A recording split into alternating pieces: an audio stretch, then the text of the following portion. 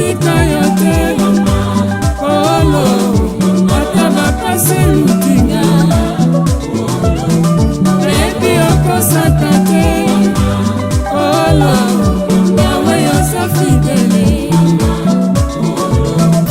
yonde likonzi yawe kolo nsima bomoi na ngai kolo na lelio kolo kambe na ngai. Bienvenue à vous tous et nous vous saluons richement dans le nom de notre Seigneur Jésus-Christ de Nazareth. Nous sommes très heureux de vous retrouver encore une fois de plus en ligne pour la suite de notre prédication sur le cheval de bataille. Nous sommes dans la 4e partie et j'ai quelques versets de la Bible que je vais lire ensemble avec vous. Je suis dans Exode au chapitre 4e, le verset 10 jusqu'au verset 13. J'ai lu le verset au nom de Jésus-Christ de Nazareth. Moïse dit, je n'ai pas la parole facile, cela ne date ni d'hier ni d'avant-hier, et cela n'est pas amélioré depuis que tu as commencé à parler avec ton serviteur. J'ai la bouche et la langue embarrassées. L'Éternel lui répondit, qui a doté l'homme d'une bouche, qui les rend muets ou sourds, voyants ou aveugles. N'est-ce pas moi l'Éternel? Maintenant donc, vas-y, je serai moi-même avec ta bouche et je t'indiquerai ce que tu devras dire. Mais Moïse rétorqua, non Seigneur, je t'en prie, envoie qui tu voudras pour cela. Jérémie au chapitre 1er, le verset 4 jusqu'au verset 10e. Je lis cette écriture au nom de Jésus-Christ. L'Éternel m'adressa la parole en ces termes. Avant de t'avoir formé dans le sein de ta mère, je t'ai choisi, et avant ta naissance, je t'ai consacré, je t'ai établi prophète pour les nations. Je répondis, hélas Seigneur, l'Éternel mon Dieu, je ne sais pas m'exprimer car je suis un adolescent. Mais l'Éternel me répondit, ne dis pas je suis un adolescent, tu iras trouver tous ceux auprès de qui je t'enverrai et tu leur diras tout ce que je t'ordonnerai. N'aie pas peur de ces gens car je suis avec toi pour te protéger, l'Éternel le déclare. Alors l'Éternel tendit la main et me toucha la bouche. Et il me dit, tu vois, je mets mes paroles dans ta bouche. Sache que je te confie aujourd'hui une mission envers les nations et le royaume, celle d'arracher et de renverser, de ruiner et de détruire, de construire et de planter. Que le Seigneur bénisse la lecture de sa parole. Nous allons prier le Seigneur. Père très saint, nous voulons t'écouter, parlez-nous. Parle à nos cœurs, afin que nous soyons richement bénis au nom de Jésus-Christ. Amen. Nous vous aimons encore une fois de plus et nous disons que le Seigneur vous bénisse de partout où vous nous suivez. Vous aimez cette émission, vous aimez notre prédication qui est intitulée « Le cheval de bataille ». Nous sommes dans la 4e partie de notre prédication et là nous voulons juste continuer avec l'histoire de Moïse parce qu'on avait dit le cheval de bataille est aussi représenté comme un serviteur de Dieu que Dieu a choisi, un homme de Dieu que Dieu a préparé et aussi un cheval de bataille pour le jour de la délivrance de l'Éternel. Dieu avait choisi Moïse pour accomplir la promesse que Joseph avait faite à ses frères avant sa mort. Selon Genèse chapitre 50, le verset 24, Joseph avait dit à ses frères, « Je vais mourir, mais je sais que l'Éternel Dieu vous visitera un jour. » C'est-à-dire, il vous délivrera de ce pays, il vous libérera de cette captivité. Joseph avait bien dit à ses frères que ce Dieu, lui seul, qui viendra vous visiter pour vous délivrer, vous libérer de ce pays, des souffrances Mais on avait bien compris que lorsque le temps était arrivé, ce Dieu-là devrait nécessairement descendre lui-même pour délivrer son peuple selon la promesse de Joseph. Mais lorsque ce Dieu est descendu, Dieu ne pouvait pas aller lui-même en tant qu'esprit, en tant que la parole invisible dans le pays de l'Égypte pour libérer son peuple. Nous avions bien dit que ce Dieu-là devait être visible. Ça veut dire ce Dieu-là doit nécessairement choisir une personne, un être humain, un corps qui va s'incarner afin d'accomplir cette promesse de Joseph. En lisant cette écriture de Exode au chapitre 3, nous avions lu la fois passée dans notre troisième partie de la prédication, l'homme, le corps que Dieu avait choisi pour s'incarner afin de libérer son peuple, c'était le corps de Moïse. Dieu appela Moïse, c'était à Horeb dans le désert. Nous avions parlé sur ça, mais aujourd'hui, je vais juste toucher le chapitre 4 de ce livre d'Exode. Lorsque Dieu appela Moïse, Moïse, sachant qu'il était un homme de faiblesse, Moïse, sachant qu'il était un homme incapable, conscient qu'il était un meurtrier, parce que n'oublie pas que là-bas en Égypte, avant que Moïse puisse fuir ce pays, il avait tué un Égyptien qu'il avait enterré sous sol. Et Moïse était conscient de cela. En lui, il se disait que maintenant, moi je suis un criminel, je suis un meurtrier. Comment Dieu peut me choisir? Comment Dieu peut me donner cette mission qui n'est pas si facile d'aller auprès de Pharaon, de retourner encore en Égypte, là où j'avais tué l'Égyptien, là où j'avais pris fuite. Moïse s'est condamné en lui-même. Moïse commença à présenter à Dieu ses faiblesses, en disant que d'abord, je ne sais pas bien parler, j'ai une langue embarrassée, je ne parle pas très bien. Bien-aimés dans le Seigneur, je vais aussi juste vous parler de quelque chose, partant de cette déclaration de Moïse. Ce qui veut dire, en ce qui concerne le ministère de la parole, il est très important que celui qui est appelé à exercer ce ministère ait une parole facile. Il faut qu'ils savent bien parler. L'expression aussi compte, l'éloquence compte, bien-aimé, dans l'exercice du ministère de la parole. Dieu ne peut pas prendre un miouin, celui qui ne sait pas bien parler, pour lui confier le ministère de la parole. Le ministère de la parole, c'est savoir parler, savoir s'exprimer, avoir l'art de convaincre, avoir l'art de séduire les gens. Moïse avait peut-être raison d'une autre manière de rappeler à Dieu que l'homme que tu choisis, c'est quelqu'un qui ne parlait pas bien depuis sa naissance. C'était une façon de dire à Dieu que je suis un homme incompétent, je ne suis pas capable, je n'ai pas de qualité pour que je puisse remplir cette mission que tu me donnes. Je viens de le dire, Moïse savait qu'il était un meurtrier en Égypte. Mais bien aimé dans le Seigneur, je vais vous dire une chose.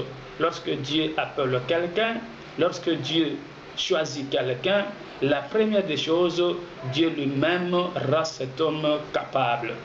Les incapacités de l'homme deviennent les capacités lorsque Dieu choisit quelqu'un. Les faiblesses de l'homme deviennent une force lorsque Dieu choisit quelqu'un. À la fin, Dieu va dire à Moïse que va, je serai avec toi.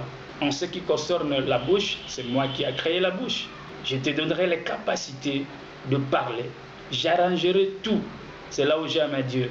Je vais vous dire une chose, bien-aimés dans le Seigneur. Dieu ne choisit pas celui qui est complet. Dieu ne choisit pas celui qui est fidèle.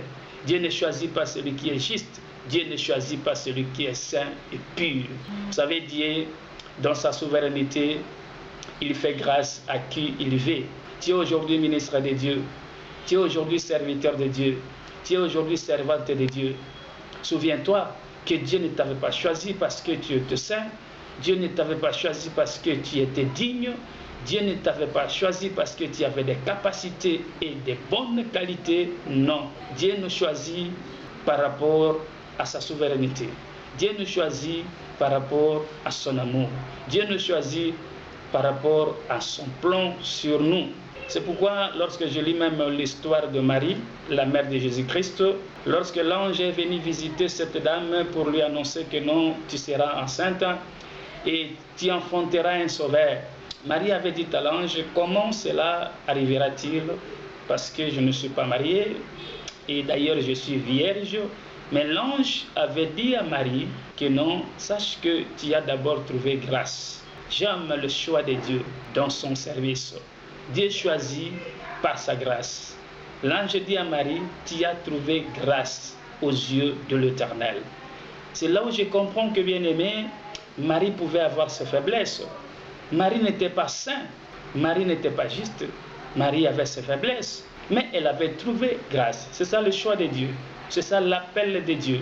Lorsque Dieu choisit, il choisit par sa grâce, il choisit par son amour, il oublie parfois nos faiblesses. Moïse voulait montrer à Dieu qu'il est faible, qu'il est incapable. Il est un homme de la terre qui ne paie rien en ce qui concerne la délivrance de tout un peuple entre les mains de Pharaon. Ce n'était pas facile pour Moïse. Il a tenté de changer la vision de Dieu. Il a tenté de détourner Dieu par rapport à sa manière de voir les choses. C'est alors que Dieu va dire à Moïse, n'ayez pas peur.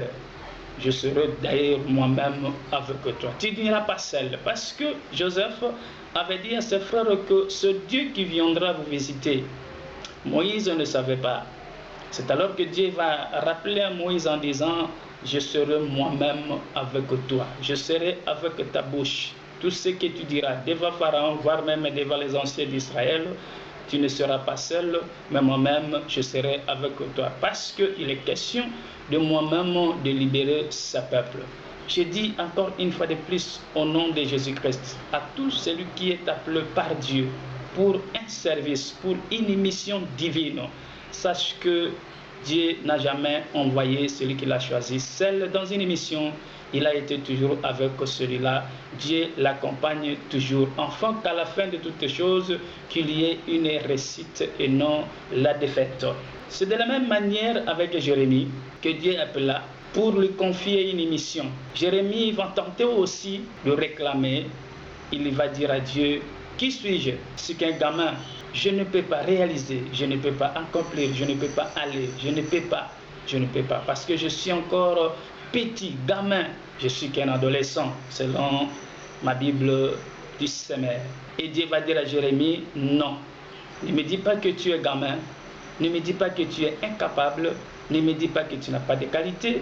Tu dois savoir que avant que tu sois né, lorsque tu étais encore dans le ventre de ta mère, je t'avais choisi. C'est là où j'ai toujours dit, bien-aimé, on ne devient pas ministre de Dieu, mais on est né ministre de Dieu. Dieu nous choisit avant que nous soyons nés. Dieu nous établit, Dieu nous donne la mission avant que nous soyons nés. Un homme de Dieu est choisi avant qu'il soit né. C'est ce que Dieu dit à Jérémie ici. N'aie pas peur de ces gens, parce que c'est moi qui t'ai choisi et je t'envoie devant eux. Tu as une mission d'arracher, de détruire, de ruiner, mais aussi de construire et de planter. Ce qui veut dire, bien-aimé, dans l'œuvre de Dieu, chacun a sa mission. J'ai toujours dit que tu ne prêcheras en aucun jour comme moi et moi non plus comme toi. Et on ne prêchera pas la même chose. À chacun sa grâce, à chacun sa mission. Si tu es sûr de ta mission et si tu es sûr de celui qui t'a choisi, si tu es sûr de celui qui t'a harnaché comme un cheval de bataille, tu n'auras pas peur des gens. Tu vas certainement vouloir ou pas accomplir ta mission. Vous savez pourquoi? Parce que tu ne seras pas seul. Celui qui t'a envoyé sera toujours avec toi. Jésus-Christ avait dit que tout ce que je fais, je ne le fais pas de moi-même, mais mon Père qui m'a envoyé est avec moi. Et d'ailleurs, moi et mon Père, nous sommes un. Bien-aimés dans le Seigneur, c'est ce que nous devons retenir en tant que serviteur de Dieu, en tant que cheval équipé pour le jour de bataille. Soyons sûrs et certains que Dieu qui nous a choisis sera toujours avec nous. Ce qui veut dire, lorsqu'on est appelé par Dieu, c'est Dieu lui-même qui change notre vie. C'est ça d'ailleurs l'équipement du cheval de bataille. Le premier équipement que Dieu va donner à son cheval, c'est de changer sa vie, c'est de changer sa nature, chose que Moïse ne savait pas. Moïse ne savait pas que Dieu aurait changé sa vie, Dieu aurait changé sa nature, Dieu aurait changé sa manière, sa façon de voir et de parler. Que le Seigneur vous bénisse, vous qui nous suivez de partout. Je pense que cette prédication est une bénédiction pour nous tous. Et d'ailleurs, c'est ça le souci de Dieu. Dieu veut que nous soyons des chevaux de bataille. Moïse va se présenter devant Pharaon avec son frère Aaron parce que Dieu lui avait dit, ton frère Aaron est là, lui va parler à ta place. Alors je ferai à ton frère Aaron ta bouche et toi, je te ferai Dieu devant Pharaon. C'est ce que déclare la Bible. Moïse et Aaron se sont présentés devant Pharaon pour la mission de libérer le peuple d'Israël. Mais qu'est-ce qui va se passer? Moïse va parler à Pharaon que non, le Dieu de nos pères m'a envoyé et m'a recommandé de te dire clairement et ouvertement que tu dois libérer son peuple. Il a besoin de son peuple parce que il vient de voir la souffrance de son peuple. Il vient d'être témoin lui-même de la souffrance de son peuple. C'est alors qu'il m'a envoyé pour te dire clairement que tu dois laisser ce peuple aller faire 3 journées de marche dans le désert pour servir leur Dieu. Malheureusement, Pharaon va s'opposer à la parole de Moïse parce que Dieu lui-même avait prévu cela. Dieu lui-même avait dit à Moïse que moi-même j'endurcirai le cœur de Pharaon afin qu'il ne puisse pas libérer mon peuple facilement. Tu sais pourquoi? Parce que j'ai besoin de détruire cet homme avec tout son pays. Dieu avait dit à Moïse, quand vous serez devant Pharaon, tu diras à Aaron ton frère de jeter son bâton par terre. Arrivé là-bas, Moïse dit à Aaron de jeter son bâton par terre devant Pharaon. Et le bâton d'Aaron se transformant en serpent. Lorsque Pharaon a vu le bâton d'Aaron se transformer en serpent, Pharaon recommanda à ses magiciens de jeter aussi leurs bâtons par terre. Selon l'histoire de la Bible, les magiciens de Pharaon jeta aussi leur bâton par terre, qui se transforma également au serpent. Mais par curiosité, la Bible témoigne que c'est le serpent d'Aaron qui avait avalé les serpents des magiciens de Pharaon. Je vais parler de quelque chose là-dessus. Vous savez, parfois, que tu prêches la parole de Dieu, les gens n'arrivent pas à te croire. Les gens n'arrivent pas à se conformer à cette parole. Les gens n'arrivent même pas à croire que tu es envoyé de Dieu. C'est Dieu qui t'a envoyé. Tu parles de la part de Dieu. Et à ce niveau-là, sur ce coup-là, bien-aimé dans le Seigneur, ça demande parfois la démonstration, n'est-ce pas, de la puissance de cette prédication. Oui, ça nous arrive souvent. Cela est arrivé à Moïse et à Aaron devant Pharaon. Moïse a parlé, mais cette parole n'avait pas convaincu Pharaon. Il faudra maintenant passer à la démonstration pour prouver que cette parole était la parole de Dieu. Pour prouver que c'était une recommandation de Dieu. La prédication a parfois besoin d'une certaine démonstration. Je le dis bien, la prédication a besoin parfois d'une certaine démonstration. Moïse était obligé de passer à la démonstration, de demander à Aaron de jeter la verge se transforma en serpent. Je n'ai pas le temps de parler sur la transformation de la verge d'Aaron en serpent parce que ce n'est pas mon sujet. Je vais tout droit pour parler de Moïse comme étant serviteur, comme étant le cheval de bataille. Pharaon aussi de ce côté, avec ses magiciens, avait aussi démontré de quoi ils étaient capables de résister à la parole de Moïse et voire même au miracle de Moïse. C'est très important, bien-aimé dans le Seigneur. Et c'est par là où je comprends qu'un homme de Dieu, mandaté par Dieu, a une autorité, a une puissance, a une force. Un mandaté de Dieu a la capacité, bien-aimé, de parler, de démontrer de quoi il est capable par la parole et pourquoi pas par les œuvres. par les actes, par la démonstration de la puissance de Dieu à travers la parole. C'est très important. Remarquez même au temps du prophète Élie, devant les 450 prophètes de Baal. Lorsque Élie parlait de la part de Dieu, les gens ne le croyaient pas, voire même les enfants d'Israël n'étaient pas trop sûrs d'Élie. Je te rappelle encore une fois de plus, mon bien-aimé dans le Seigneur, ministre de Dieu, la parole seule ne nous suffit pas. La prédication seule ne suffit pas. L'interprétation seule des Écritures de la parole de Dieu ne suffit pas. Mais parfois, ça nous demande aussi la démonstration de la puissance de cette parole que nous prêchons. Parce que moi, je crois que la parole de Dieu a une puissance. C'est pourquoi l'apôtre Paul dit, pour nous qui sommes sauvés, la prédication de la croix est une puissance. Moi, je crois à cela, que la prédication, l'enseignement, la parole de Dieu, la bonne nouvelle a une puissance. Ça peut t'arriver que tu prêches, mais rien ne change. Passer à la démonstration. C'est ce qu'Élie avait fait. Élie a dit aux enfants d'Israël, mais jusqu'à quand crocherez-vous des deux côtés? Choisissez. Si c'est Baal qui est Dieu, allez-y derrière Baal. Et si c'est votre Dieu, l'Éternel Dieu, qui est votre Dieu sauveur, mais allez-y derrière ce Dieu-là, au lieu de s'accrocher des deux côtés. C'est ce qui nous arrive parfois, bien-aimés, voire même dans nos églises locales. Il arrive à un certain temps où même ton église locale ne te croit plus. Même le brebis que tu encadres, même tes disciples, tes serviteurs, tes collaborateurs n'arrivent pas à te croire. Ça nous arrive parfois. Difficile de les convaincre par la parole. Mais je te dis, homme de Dieu, si tu es établi par Dieu, si tu es mandaté par Dieu, passez par la démonstration maintenant. C'est ce qu'Israël attendait auprès d'Élie le prophète, voire même auprès des 450 prophètes de Baal. Il y a constaté qu'avec la parole seulement, le peuple ne sera pas convaincu qu'ils ont un Dieu et que moi, je suis le serviteur de Dieu.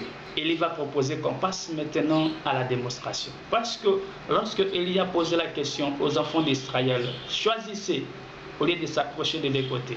La Bible déclare que le peuple a gardé silence. Le peuple n'a pas répondu. Le peuple n'avait pas de choix. Le peuple était dans l'embarras des choix. Vous savez pourquoi? Parce que le peuple ne savait pas. Lorsqu'on va passer à la démonstration, entre Baal et Dieu, qui sera réellement Dieu à travers les démonstrations? Parce que par la parole, Baal de son côté parlait à travers ses prophètes, et lui aussi de son côté parlait à travers le Dieu d'Israël. Cela ne suffisait pas. Il faudra maintenant la démonstration. Et le peuple n'avait pas de choix parce qu'il ne savait pas qui sera Dieu qui sortira avec eux dans cette bataille. Mais Élie était sûr de lui. Il va proposer au prophète de Baal que vous allez commencer. Nous allons construire un autel et nous allons mettre l'animal là-dessus. Vous allez invoquer votre Dieu, moi aussi je vais invoquer mon Dieu, et on verra quel Dieu va répondre par le feu. Et il va demander aux 450 prophètes de Baal de commencer. Parce que, bien aimé, celui qui a la chose de Dieu, celui qui est mandaté par Dieu, celui qui a la mission de Dieu, celui qui se connaît très bien, n'a jamais été pressé. Il est trop sûr de lui. Il a demandé aux prophètes de Baal de commencer. Les prophètes de Baal ont commencé. Ils ont appelé leur Dieu. Ils ont invoqué leur Dieu et leur Dieu ne répondait pas. Élie est allé plus loin pour leur démontrer que moi j'ai Dieu et j'ai la mission. Je suis un cheval harnaché, équipé par Dieu.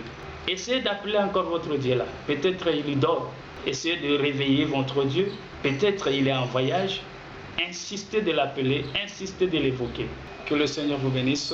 À très bientôt. La 5e partie sera à votre disposition. Que le Seigneur vous bénisse et à la prochaine.